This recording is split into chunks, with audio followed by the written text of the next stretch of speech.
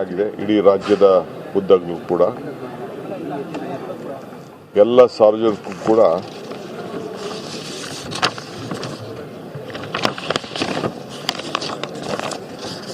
ಸುಮಾರು ನಾಳೆ ಬೆಳಗ್ಗೆ 8 ಗಂಟೆವರೆಗೂ ಬೆಳಗ್ಗೆ ಇಲ್ಲಿ ಬೆಂಗಳೂರು ಮನೆಯಲ್ಲಿ ಯಾರು ಬಂದು ದರ್ಶನವನ್ನು ಪಡೆಯೋರಿದ್ದಾರೆ ಅವರಿಗೆಲ್ಲ ಅವಕಾಶವನ್ನು ಬೆಳಗ್ಗೆ 8 ಗಂಟೆವರೆಗೂ ಕೂಡ ಮಾಡಿಕೊಡಲಾಗುವುದು.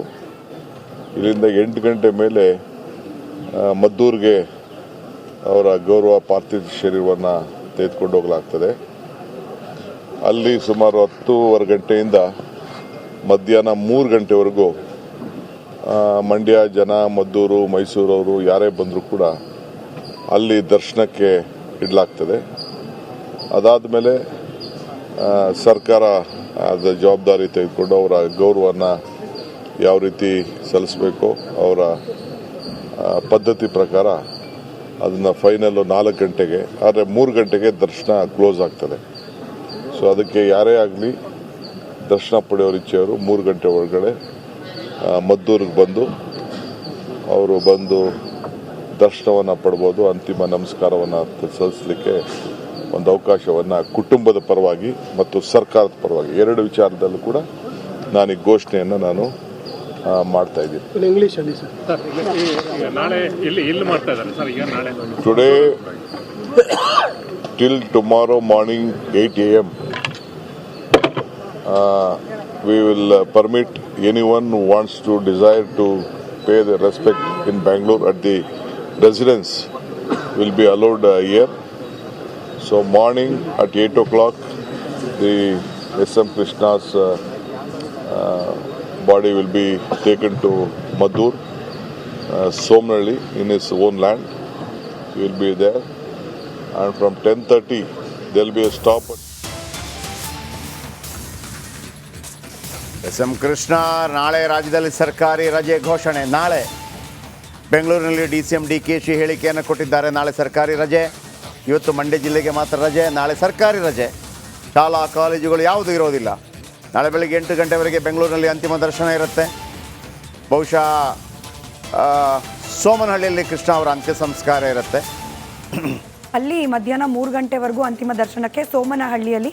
ನಾಳೆ ಮಧ್ಯಾಹ್ನ 3 ಗಂಟೆ ನಂತರದಲ್ಲಿ ಅಂತಿಮ ವಿಧಿವಿಧಾನಗಳು. 8 ಗಂಟೆ ತನಕ ಇಲ್ಲಿ, ಬೆಳಗ್ಗೆ 8 ಗಂಟೆ ತನಕ ಬೆಂಗಳೂರು. ಆಮೇಲೆ ಇಲ್ಲಿಂದ ಕರ್ಕೊಂಡು ಹೋಗ್ತಾರೆ ಅಲ್ಲಿಗೆ. ಅಲ್ಲಿ 3 ಗಂಟೆ ತನಕ ಅವಕಾಶ ಇರುತ್ತೆ. ಐ ಥಿಂಕ್ DK ಶಿವಕುಮಾರ್ ಅವರು ಹಾಗೆ SM ಕೃಷ್ಣ ಅವ್ರ ಕುಟುಂಬದ ನಡುವೆ ಸಂಬಂಧ ಏರ್ಪಟ್ಟಿದ್ದ ಸಂದರ್ಭ ನನಗೆ ನೆನಪಿದೆ. ಆಗಷ್ಟೇ BJPಗೆ ಸೇರ್ಪಡೆ ಆಗಿದ್ರು SM ಕೃಷ್ಣ ಅವರು. ಕಾಂಗ್ರೆಸ್ನವರೆಲ್ಲ SM ಕೃಷ್ಣ ಅವರ ಕಾಂಗ್ರೆಸ್ ಇಂದ BJP ಸೇರ್ಪಡೆ ಬಗ್ಗೆ ವಿಶ್ಲೇಷಣೆ ಮಾಡ್ತಿದ್ದ ಸಂದರ್ಭದಲ್ಲಿ ಸದಾಶಿವನಗರದ ಮನೆಯಲ್ಲಿ ಎಂಗೇಜ್ಮೆಂಟ್. ಓಕೆ.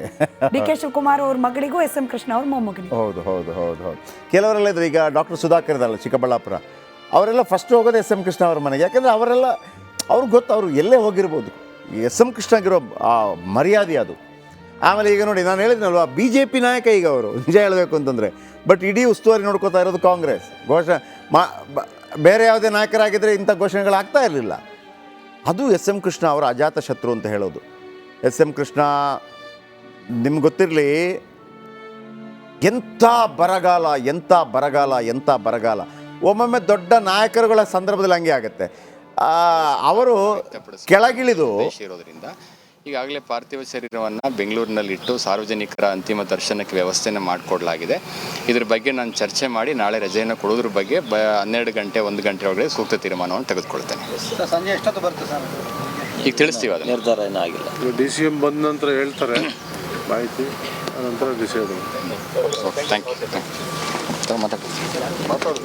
ಹೇಳಿದರು ಅಂದರೆ ರಜೆ ವಿಚಾರಕ್ಕೆ ಸಂಬಂಧಪಟ್ಟಾಗೆ ಮಂಡ್ಯ ಜಿಲ್ಲೆಗೆ ಇವತ್ತಿಗೆ ರಜೆ ಸಂಬಂಧಪಟ್ಟಾಗೆ ಯಾವ ಒಂದು ನಿರ್ಧಾರಕ್ಕೆ ಇನ್ನೂ ಒಂದು ನಿರ್ಧಾರಕ್ಕೆ ಬರ್ತಾ ಇದ್ದಾರೆ. ನಾನು ಹೇಳಿದೆ ನಿಮಗೆ 4 ವರ್ಷ ವಿಪರೀತ ಬರ. SM ಕೃಷ್ಣ ಅವರು ಈ ವಿಕಾಸಸೌಧ ಇದೆಯಲ್ಲ, ನೀವು ನೋಡ್ತಾ ಇರ್ಬೋದು ವಿಕಾಸಸೌಧ, ಅದು SM ಕೃಷ್ಣ ಅವರು ಕಟ್ಟಿಸಿದ್ದು. ಅದಿನ್ನೂ ಕಂಪ್ಲೀಟ್ ಆಗಿರೋದಿಲ್ಲ, ಅರ್ಧಂಬರ್ಧ ಉದ್ಘಾಟನೆ ಮಾಡಿದ್ರು ಅಂತೇಳಿ ಒಂದು ಆರೋಪ ಗಿರೋಪ ಕೇಳಿ ಬರ್ತಾ ಇರುತ್ತೆ. ಅದು ಬೇರೆ ವಿಚಾರ.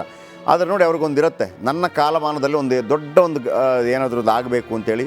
ಒಂದು ಕಡೆ ವಿಕಾಸಸೌಧ, ಒಂದು ಕಡೆ ITBT ಕಂಪನಿ.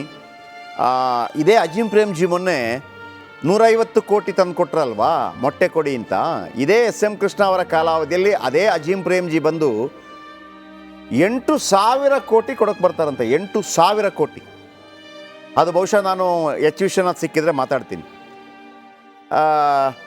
8,000 ಕೋಟಿ ಕೊಡೋಕೆ ಬಂದಾಗ ಎಸ್ ಎಂ ಕೃಷ್ಣ ಅವರಿಗೆ ಅದನ್ನು ಏನು ಮಾಡಬೇಕು ಅಂತ ಗೊತ್ತಾಗಲಿಲ್ವಂತೆ.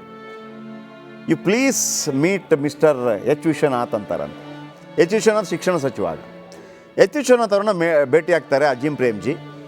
ಐ ಹ್ಯಾವ್ ಸಮ್ ಮನಿ ಅಂತಾರಂತೆ. ಹೌ ಮಚ್ ಅಂತ ಕೇಳಿದ್ರೆ ಅದೇ 8,000 crores ಅಂತ. ಏನು ಮಾಡಬೇಕಿದ್ರಲ್ಲಿ ಅಂದರೆ ಎಜುಕೇಷನ್ಗೆ ಸಂಬಂಧಪಟ್ಟಾಗ ಏನಾದರೂ ಮಾಡಿ ಅಂತಾರಂತೆ. ಏನು ಅಲ್ಲ, ಮಕ್ಕಳಿಗೆ ಏನು ಬೇಕಿದ್ರೆ ಅವ್ರದ್ದು ಎಜುಕೇಷನ್ ಬಗ್ಗೆ ಅಜೀಂ ಪ್ರೇಮ್ಜಿ. ಆಗ ಎಚ್ ವಿಶ್ವನಾಥ್ ಹೇಳ್ತಾರಂತೆ, ವೆರಿ ಫಸ್ಟ್ ಟೈಮ್ ನೋಡಿ, ಶಾಲೆ ಗೀಲೆಗೆ ಹಾಕೋದು ಬೇಡ, ನಮ್ಮಲ್ಲಿ ದೊಡ್ಡ ಸಮಸ್ಯೆ ಏನಿದೆ, ನಾವು ಅದ್ಭುತವಾದ ಟೀಚರ್ಸ್ಗಳನ್ನ ರೆಡಿ ಮಾಡಬೇಕು, ಅದಕ್ಕೆ ಈ ದುಡ್ಡನ್ನು ಹಾಕೋಣ ಅಂತಂದ್ಬಿಟ್ಟು ಅದು ಒಂದು 4-5 ಅದಕ್ಕಾಗಿ ತೆರೀತಾರೆ. ಅದು ತುಂಬ ಅದನ್ನೀಗಲೂ ಹೊಗಳ್ತಾ ಇರ್ತಾರೆ. ಒಂದು ಅದು, ಆಮೇಲೆ ಬರ ಮಳೆನೇ ಕಾಣಲ್ಲ ರೀ ಕರ್ನಾಟಕ. ಇವರು ಸುಪ್ರೀಂ ಕೋರ್ಟ್ ಒಂದು ಆದೇಶ ಕೊಡುತ್ತೆ, ಏನು ಅಂತಂದರೆ ಕಾವೇರಿ ನದಿ ನೀರು ಬಿಡಬೇಕು ಅಂತೇಳಿ ಒಂದು ಪಾದಯಾತ್ರೆ ಮಾಡ್ತಾರೆ S M Krishna. Supreme court ಆದೇಶ ಕೊಡುತ್ತೆ ಒಳಗಾಗ್ಬಿಡ್ತೀನಿ ಅಂತೇಳಿ, ಆಗ ಮಳೆ ಬಂದ್ಬಿಡುತ್ತೆ. ಜಪಾನ್ನಿಂದ ಆಪ್ತರಿಗೆ ಎಸ್ ಎಂ ಕೃಷ್ಣ ಪತ್ರ. ಸ್ನೇಹಿತರ ಯೋಗಕ್ಷೇಮ ವಿಚಾರಿಸಿದ್ದ ಕೃಷ್ಣ, ಸಣ್ಣ ಸಣ್ಣ ಹಳ್ಳಿಗಳಲ್ಲಿ ಕೈಗಾರಿಕೆಗಳ ಸ್ಥಾಪನೆ, ಕೈಗಾರಿಕೆ ಕ್ಷೇತ್ರದಲ್ಲಿ ಜಪಾನ್ ವೇಗದ ಅಭಿವೃದ್ಧಿ. ಅಂದರೆ ಇದನ್ನೆಲ್ಲ ನೋಡ್ತಾ ಇದ್ರು ಅವರು ಅಂತ. ಸಿಂಗಾಪುರ್ ಮಾಡ್ತೀವಿ ಅಂತ ಹೇಳಿದಾಗ ಕೆಲವರಿಗೆ, ಬಟ್ ನೋಡಿ ಬೆಂಗಳೂರು ಇವತ್ತು ಪ್ರಪಂಚದ 100 ಬೆಸ್ಟ್ ಸಿಟಿಗಳ ಪೈಕಿ ಒಂದು ಸಿಟಿ.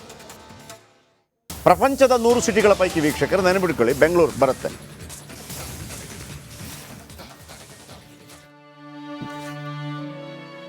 ಓಕೆ ನೋಡಿ, ಅವರೆಲ್ಲ ಪತ್ರ ಬರಿತಾ ಇದ್ರು. ಜಪಾನ್ನಲ್ಲಿ ವಾಹ್ ಜಪಾನ್ನಲ್ಲಿರುವ ಸ್ನೇಹಿತರಿಗೆ ಕನ್ನಡದಲ್ಲಿ ಪತ್ರ. ಹೌದು, ಕೃಷ್ಣನ ಮಾಡುವ ನಮಸ್ಕಾರಗಳು, ನಾನು ಕ್ಷೇಮ. ಅದು ಸ್ವಲ್ಪ ಅದರ ಡೇಟ್ ಕೂಡ ನೋಡಿ, ದಯವಿಟ್ಟು ನೋಡಿ. AR ತಮ್ಮ, ಚೇರ್ಮನ್. ಓಹೋ ಹೋ ಹೋ ಹೋ. ಜಪಾನ್ನಲ್ಲಿ ಇವರಿದ್ದಾಗ ಬರ್ದಿದ್ದ ಹೆಂಗೆ ಇದು ಅಂತ.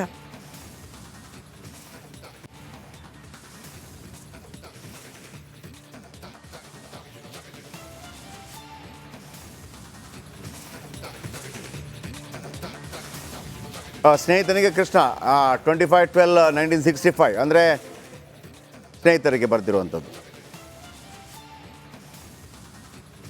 ಅಂದರೆ ಜಪಾನ್ ಬೇರೆ ಬೇರೆ ಕಡೆಗಳಿದ್ದ ಫ್ರೆಂಡ್ಸ್ಗಳಿಗೆ ಕನ್ನಡ ನೋಡಿ. ಜಪಾನ್ನಲ್ಲಿ ಅವ್ರು ನೋಡಿದ್ದನ್ನ, ಜಪಾನ್ನಲ್ಲಿ ಕೃಷ್ಣ ಅವರು ಇದ್ದಾಗ ಅಲ್ಲಿ ಅವರು ಅಲ್ಲಿನ ಬೆಳವಣಿಗೆಗಳು, ಅಭಿವೃದ್ಧಿ ಹೇಗಿದೆ ಅನ್ನೋದನ್ನ ಗಮನಿಸಿ ಇಲ್ಲಿದ್ದವರಿಗೆ ಪತ್ರದಲ್ಲಿ ಅದು ಕೆಲವೊಮ್ಮೆ ಇರ್ತದೆ. ಈಗ ಮೊನ್ನೆ ವಿಶ್ವೇಶ್ವರ ಭಟ್ರು ಜಪಾನ್ಗೆ ಹೋಗಿದ್ದಾಗ ಕೆಲವು ಕಡೆ ಒಂದು ಅದ್ಭುತ ಕಟ್ಟಡವನ್ನು ನೋಡ್ಬಿಟ್ಟು ವಿಶ್ವೇಶ್ವರ ಭಟ್ರು ಅದಕ್ಕೆ ಹಾಡು ಹಾಕಿದ್ದಾರೆ, ಇದು ಎಂಥ ಲೋಕವೈ. ಅದು ಏನು ಅದ್ಭುತ ಇದೆ ಅಂತಂದರೆ, ಆಮೇಲೆ ಅಲ್ಲಿ 1965 ಅಲ್ಲಿ ಇದಿತ್ತು ಏನು ನಿಮಗೆ ಬುಲೆಟ್ ಟ್ರೈನ್ ಅಂತ ಎಸ್ ಎಂ ಕೃಷ್ಣ. ವೀಕ್ಷಕರೇ ನಿಮ್ಗೆ ಗೊತ್ತಿರಲಿ, ಬೆಂಗಳೂರಲ್ಲಿ ಅಂದರೆ ಎಸ್ ಎಂ ಕೃಷ್ಣ ಅವರು ಮುಖ್ಯಮಂತ್ರಿ ಪಟ್ಟದಿಂದ ಕೆಳಗಿಳಿತಾರೆ. ಆಮೇಲೆ 4 ವರ್ಷದ ಪೂರ ಬರ. ಇವತ್ತು ರಾತ್ರಿ ಧರ್ಮಸಿಂಗ್ ಮುಖ್ಯಮಂತ್ರಿ. ಅದೇ